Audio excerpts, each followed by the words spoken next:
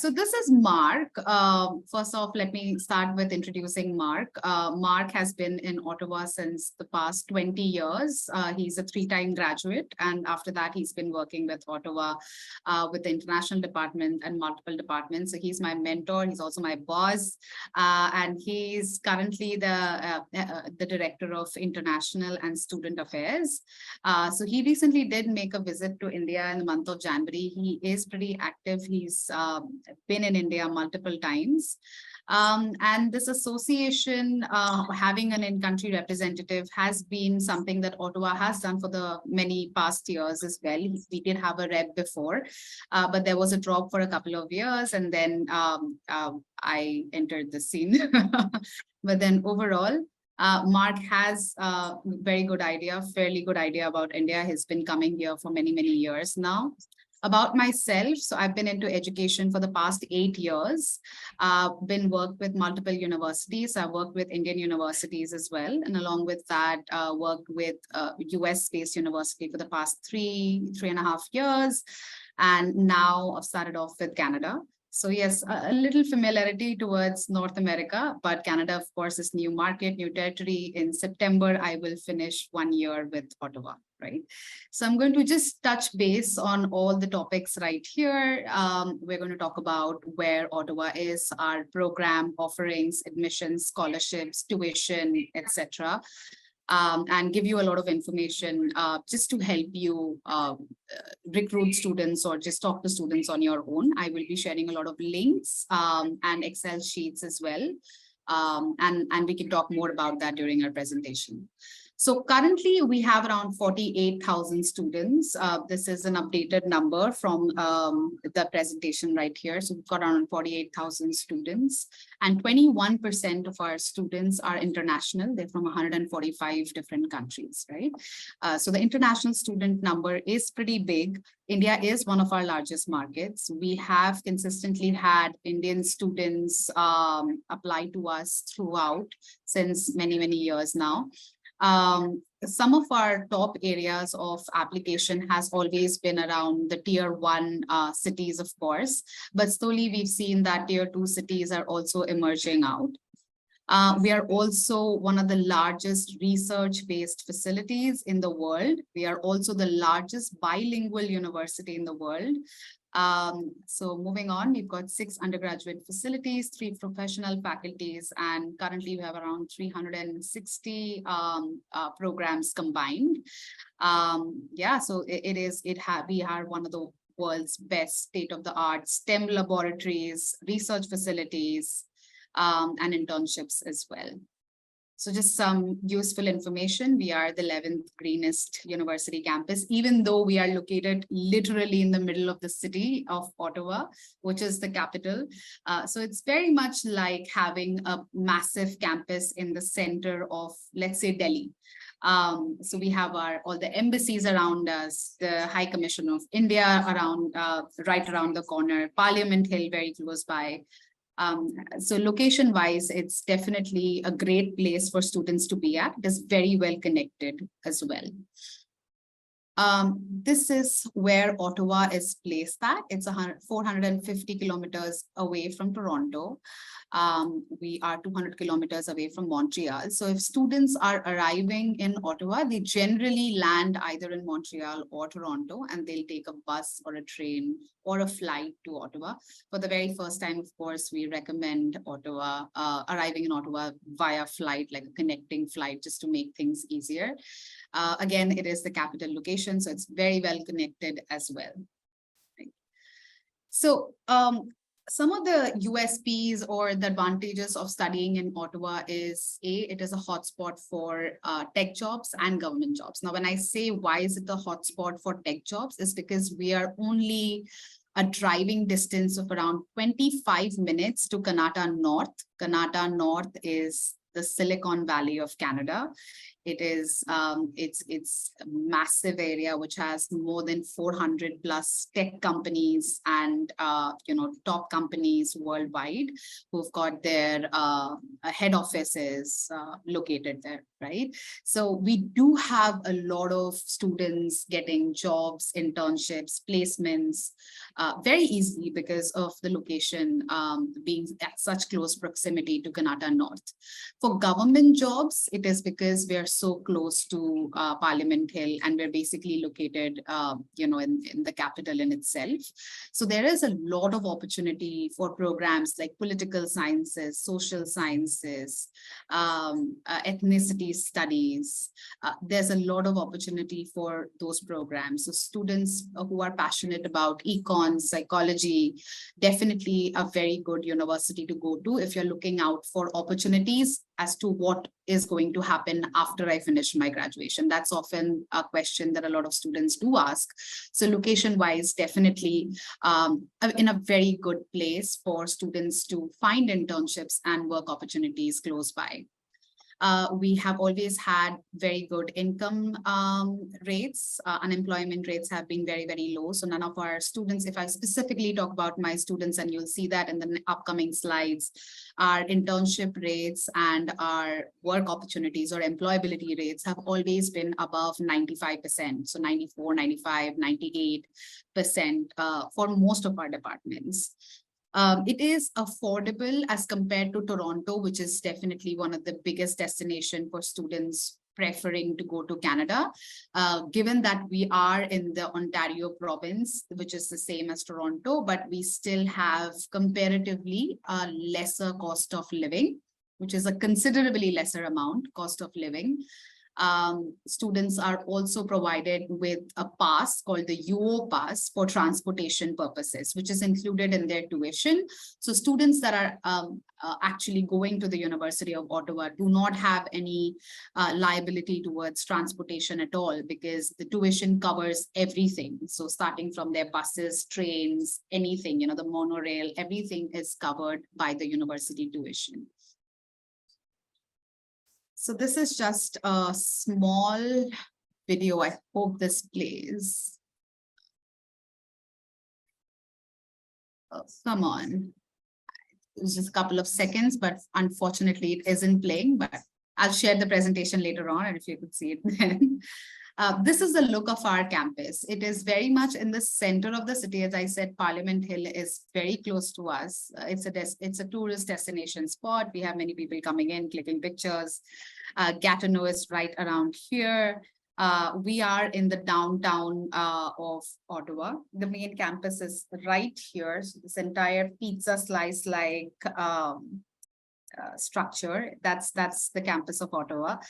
And then we have the Byward Market and then Sandy Hill. That's specifically areas where students tend to go in for housing opportunities.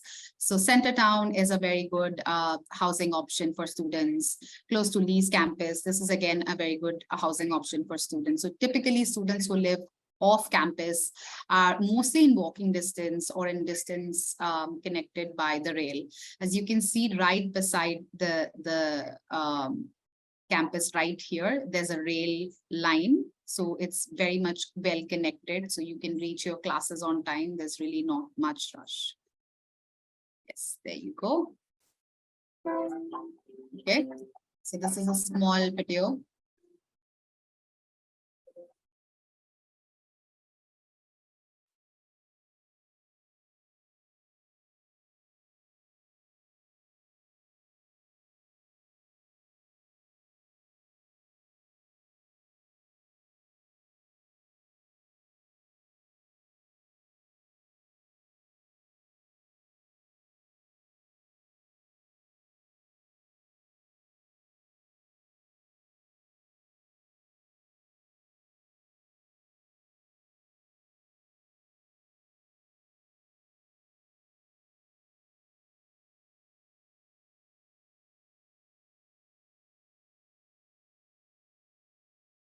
So U Ottawa is also 175 years old this year.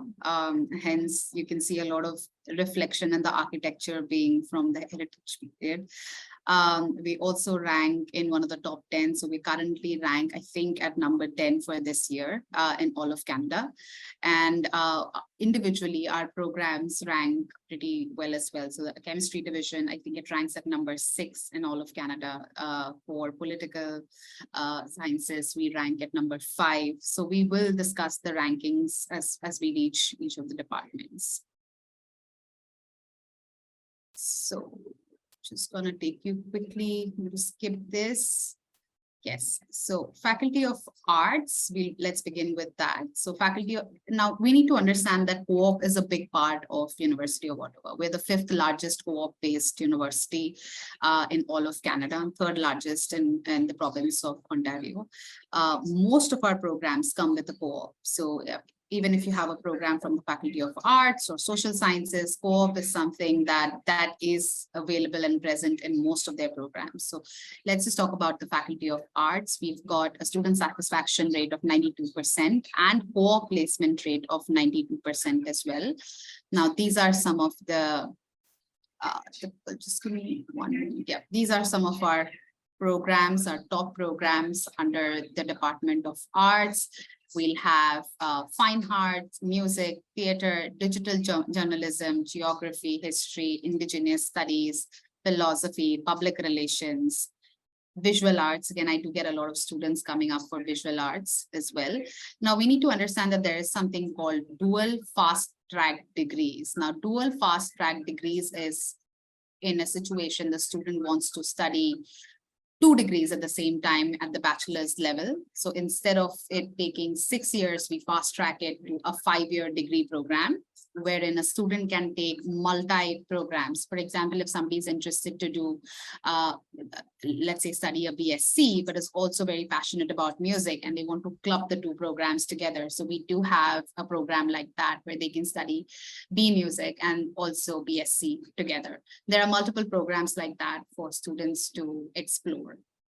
Now, the next department is the School of Business, which is Telfer School of Management. One of the top reasons why Telfer School of Management is preferred is because it is Canada's only Triple Crown accredited business school, which offers its program in English to international students. So other than us, there's just one more B school in Montreal, if I'm not wrong, and they have their classes only in French. We're the only one that offers our business classes in English, and hence students get to experience very, very high accreditation when they come into Telfer School of Management. So when we talk about Triple Crown, that means we have AACSB, AMBA, and ICWIS, all 3 together, which is extremely premium. And worldwide, the B school ranks in the top 10 to 15 business schools, if I'm not wrong.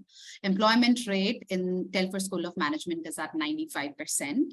So you have all of your good programs, starting from finance, accounting. We've recently added healthcare analytics right during COVID, is when we realized the requirement of having a business amalgamation program with healthcare. So that is an interesting program. Then again, of course, we've got marketing, there is general business management, a lot of interesting programs. I will share the brochure with you at the end of our session. Then we have BCom and Master of Sciences and Management, which is again another dual fast track degree that students might be interested in. Faculty of Social Sciences, as I said, for political sciences, we rank at number 5 in Canada. The co-op placement rate is at 94%. So we have very, very interesting programs under here. So students definitely can look at our economics program. They can look at political sciences, psychology. We've got options for both BA and BSc psychology, anthropology, feminist and gender studies, public administration. These are some of our popular programs under the School of Social Sciences. Faculty of Engineering, one of the most difficult departments to get into for University of Ottawa. The requirements are sky high. especially for computer sciences and computer engineering. But again, we are one of the largest tech labor provided in all of North America. Our placement rates are extremely high. Co-op placement rate is at 91%. So we've got all kinds of engineering, starting from chemical, civil, electrical engineering, mechanical engineering, software engineering. We've got computer sciences, computer engineering, biomedical engineering, and data sciences as well. There are a lot of dual fast track degrees out here. There are many students who want to intertwine their degrees. So something very interesting would be a data sciences with a mathematics specialization and clubbing that with computer sciences under BSc. Or mechanical engineering with computing technology. That's something very interesting as well if students are interested in. Okay, Faculty of Sciences, it's got a 94% co-op placement rate. Faculty of Sciences has all of your pure sciences. It's got biopharmaceutical, biochemistry, environmental sciences, and then all of your physics, chemistry, bio, maths, etc. If you can look at the dual fast track degree right here, which is physics, BSc, and electrical engineering. Currently, this program is headed by a professor who's up for a Nobel. And the team of researchers who are actually assisting him for this program are all part of his research group. Faculty of Health Sciences. So there's a new health sciences building that we've just put together last year. We had a very interesting program called Food and Nutrition Sciences. However, it has been pulled out for international students since the last year. I'm not sure if that will come back again, but I can definitely check. Nursing, again, is a very competitive program for us. We do have some very high requirements for nursing. I'll definitely share that towards the end.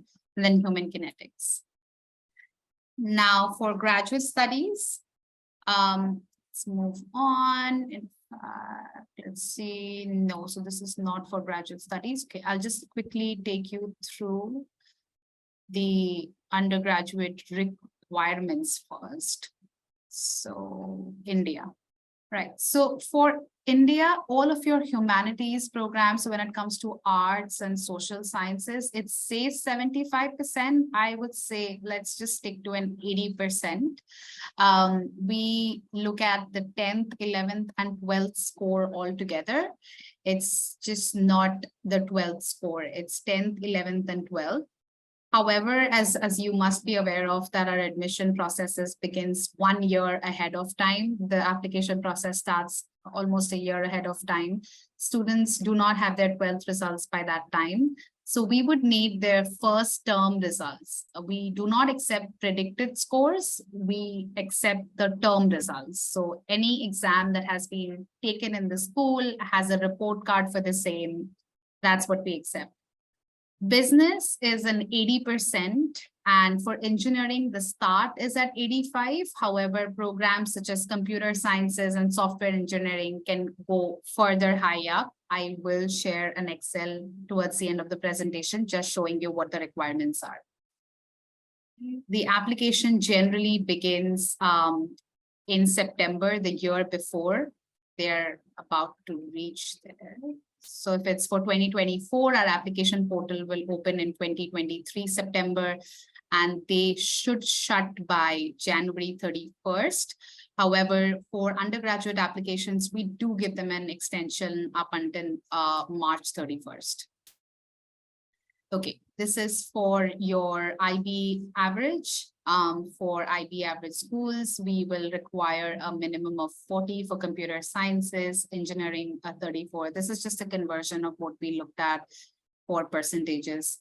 Business and sciences 31 is the minimum. Humanities, again, I would say it's a little more than 29, but it really depends. So 1 year before the intake, we release an Excel with the admission average requirement for the upcoming year. And I generally share that with the counselors and schools and whoever we're working with, so that you get an idea as to what we're really looking for and make applications accordingly. So I will do that as well for this year as well. So I'm just going to skip all of this. We accept all the English proficiency tests listed in the screen. So IELTS, TOEFL, Duolingo, PTE.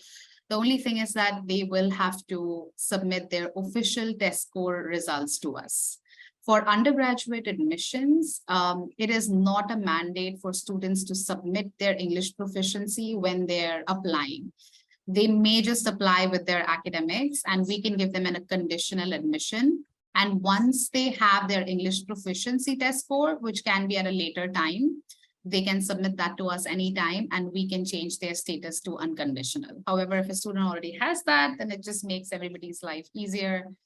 Yeah, so this is basically the requirement that we're looking at.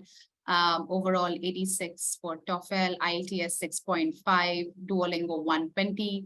Now we are very specific of the writing score, right? So if the overall score requirement for TOEFL is 86, just be very mindful that the student has an 86 in their writing score as well. The same applies for their IELTS score as well. So everything else can be a little up or down, but the writing score needs to be good. Okay, so I'm gonna skip this. So this is just an IEP related programs. I'm sure that this will not be interesting. Okay, all right. Do you want me to go through graduate studies or no? Okay, so I'm just gonna skip through graduate studies as well. So just to give you an idea for our students, a lot of times students wonder if the university has graduate options for them after finishing their undergraduate programs. So yes, we have more than enough graduate-based options. We've got around 7 departments for graduate studies. There are more than 200 programs undergraduate studies, which students can be eligible into. Typically for masters, we are looking at a 4-year bachelor's degree. So if anybody is interested, if somebody would say that I would want to complete my psychology degree here in India and probably then do a master's there in Ottawa, that might be difficult because we generally look for a 4-year bachelor's degree and students tend to typically have a 3-year bachelor's degree here in India. We do have some accommodations for good accredited universities. However, a confirmation is not guaranteed. So just skipping all of this, straight to finances. So this is what our tuition looks like. For all programs under the Department of Arts, it is a $40,370 CAD, Canadian dollars per year. Now, please be mindful that the tuition will go up by 12% this year. We've just got news that the tuition is being revised for fall 2024. So all of the cost out here is going to go up by another 12%. I will have the new list soon, but till then we can definitely refer to this list for now. Most of our programs, as you can see, it ranges within the $40,000 to $45,000 average. However, engineering is the most expensive one. It is at 58,000 CAD, and business programs is at 49,160 CAD, right? These are the 2 most expensive programs. And under sciences, specialized sciences, if it is biochemistry or chemical engineering, physics and electrical engineering, that will cost up to around $51,000. Okay. Sure. Okay, cost of living is typically like this. So we're looking at the residence of anywhere between 8 to 12 months. If the student wants to book the residence for only 2 terms, then it is 7,472, and they just want to go back home for vacation, or I don't know, go live with a relative or whatever be it. If they want to book it for two terms, then it is $7,400 to $7,400 for 2 terms. If they want to book it for all 3 terms, it goes up to a $9,000. There are multiple differentiations. So this is typical traditional dorm room plus a bathroom, And suite or studio, again, they'll get a apartment style. However, it will be a sharing apartment. The proper apartment is, they can go solo or they can share it with one other person. Medical insurance is at $720. And the self-loan and internet plan, it really depends on the student. This is not part of the U Ottawa package. This is just mentioned here to give you some idea. Okay, we do have multiple scholarships, and I just want to briefly talk about that.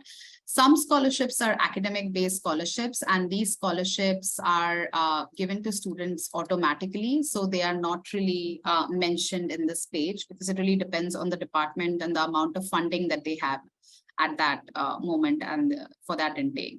So some scholarships are definitely automatic depending on the student's profile. We are also very big on the first come, first serve basis sort of a situation. So there are some engineering scholarships which are probably reserved for around 30, 32 students. And the best students that come up during September or October are the ones that get those scholarships automatically. It is listed on the website, but I've not listed it out here because it's not guaranteed. Time is of the essence. These are some of our private scholarships, which I'm very sure that you are aware as well. Information is there on the website as well. So students can definitely apply. Throughout the year, we have multiple scholarships that keep coming on, and students can opt for those scholarships when and how they are students. Right? Okay, so for graduate studies, I'm going to skip that. Okay, so a typical co-op program looks somewhat like this. So students generally study in the first year, they don't really have a co-op or an internship break. From second year onwards, they would study for fall and winter, and they will work during summer. From the third year, they have study, work, study. Fourth year, work, study, work, and in case their program calls for it, and if it does have all 4 terms of work or internship opportunity, they might have to push one more term additionally into the 5th year. It generally really depends on the student if they want to take the summer break, if they don't want to take the summer break, if they want to squeeze their credits together. It really depends on the ease at which the student wants to go ahead with their curriculum. We give them that flexibility. Students can definitely earn quite a bit, as you can see right here. We've got a bifurcation of how much they can earn per term. We are, however, connected with 4,500 plus employers, as I said, because of our location being in Kannada, very close proximity to Kannada North, and also in the middle of Ottawa. That getting co-op opportunities is not a problem for us. We do have a placement office, one that functions within campus, and one office which we have in joint collaboration with Carleton University, located at Kannada North. Okay. So just going to skip that for graduate level. These are just some of our students got placed. Yeah, this is what Kannada North really looks like. As you can see, we've tried to put in, however, this is not updated. I'm sure that right now it's a lot more offices that have come in place, but overall, it's definitely a good picture for students looking at job opportunities right after completing their undergraduation. Just going to skip that. Okay. Right. So yes, I would briefly want to talk about how we are very engaged with students' mental health, because it is a lot of pressure when you're into such a competitive university, when all of your peers are toppers, of course, from wherever they are. Students do tend to take a lot of pressure. They're away from home, they're away from familiarity and their family. So we do take student mental health very seriously. And if in case they do feel the pressure And if they're feeling homesick, we do have services where they can reach out to us and we can help them out at our best capacity. There is pet therapy. There are pet dogs running around in campus. Students can pet them, play with them, probably just hang out with them, take them to their dorm. So we have these services as well. There are indigenous resource centers. There's also a very interesting fact that has recently come up that there is an Indian family that is located right outside campus, I would say, and they offer free meals to students who've just come in from India. And you can walk in any point of time. You can walk in for breakfast, lunch, or dinner, and you can get home cooked meals right there. And that's just the kind of community that we have. It's a very good community. The Indian community is pretty strong. We do Diwalis, we do Holi. There's always something or the other that's going on. So students generally, they don't feel left out. And Mark is very, very active. As soon as students do arrive on campus, there's a special meet and greet for Indian students that is organized so that students can meet everybody and see each other in person and interact with them. There's also something called 101 retreat, which is done department-wise. So for example, let's say the Department of Computer Sciences will host a 101 meet and greet with all of their faculties and students. They'll probably meet somewhere, wear funny clothing, very bright clothing. Last year, apparently they did this orange t-shirt, orange hat, carried a yellow couch right across the canal, and it was extremely funny. And they just sit there and they'll probably meet for a week. It's a very informal sort of a situation where students get to know their faculties, their peers, their seniors, and it is an icebreaker. So we put a lot of effort to break the ice, and so that students start feeling comfortable. There is an active Indian Association group. As I said, we've got student services. They are very active as well. So definitely we go out of our way to try to make students feel at home. This is typically how a residence would look like, apartment style residence. It will come in with a built-in kitchen. However, this is a more traditional approach. So the most traditional approach is the first one right here, which is approximately $7,400 CAD for 8 months. You share a room with another student and no kitchen. However, there would be a common bathroom outside. And then it gets fancier. So if you're living in a suite or a studio, you have your own bathroom. You can share it with someone. There are personal private spaces as well. So pretty generic to, I think, a lot of other universities are also offering.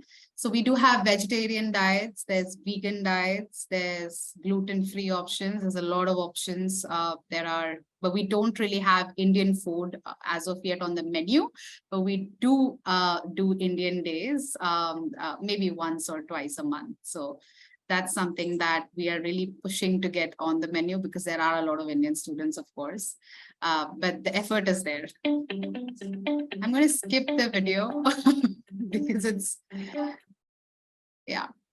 Sports and recreation, we are definitely big when it comes to sports. There's a lot of good teams out here.